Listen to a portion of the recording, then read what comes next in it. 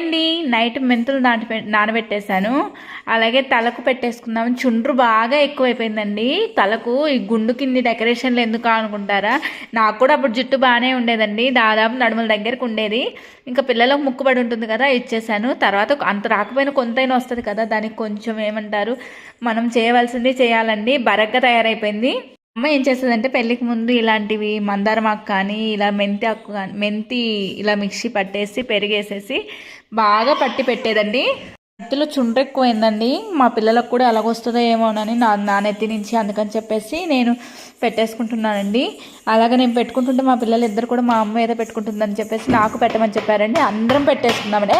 వారికి కూడా పెట్టాను, మా వారు వీడియోలోకి రావాలని చెప్పారు. చిన్నదానికి పెట్టేశాను, అందరం పెట్టుకున్నాము. ఇంకా అందరం తలస్నానాలు చేసాము, బాగా పెట్టేసుకుని. ఎంత చల్లగా ఉందండి.